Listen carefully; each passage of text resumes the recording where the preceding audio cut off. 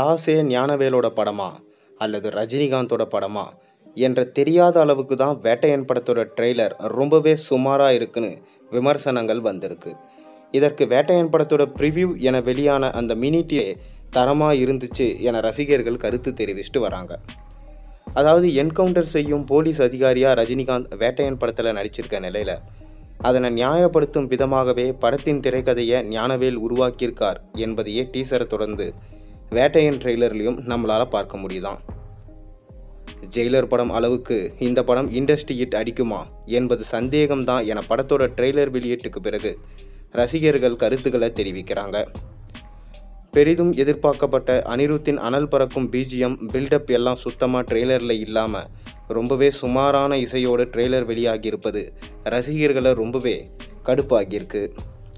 வரும் அக்டோபர் 10 ரஜினிகாந்த் நடிச்சிருக்க வேட்டையன் திரைப்படம் உலகம் முழுவதும் திரையரங்களில் வெளியாக காத்திருக்கு.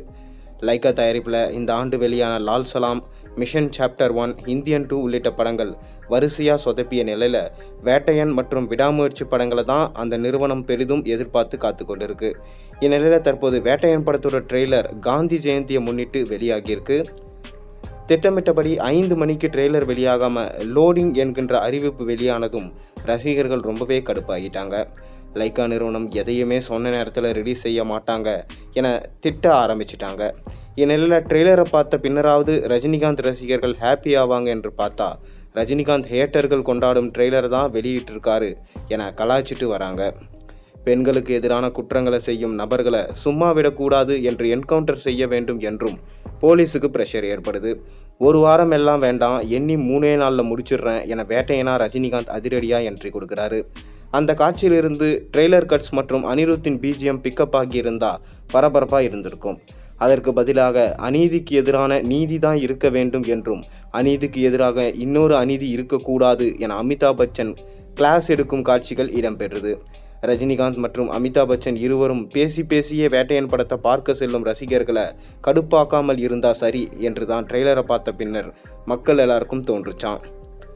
விஜயின் கோட் படத்துக்கு கடைசி நேரத்தில் அதிக ஹைப் கொடுத்து எகிர விட்டது தான் அந்த படத்தோட சிக்கல் ஏற்பட காரணம் என்பதால் வேட்டையன் படத்துக்கு கடைசி வரை ஹைப் ஏற்றாம தியேட்டரில் வந்து ஞானவேல் எடுத்திருக்கும் கதையை பார்க்கும் வரை ரசிகர்கள் காத்திருக்க வேண்டும் என நினைக்கிறாரா என்று தெரியல.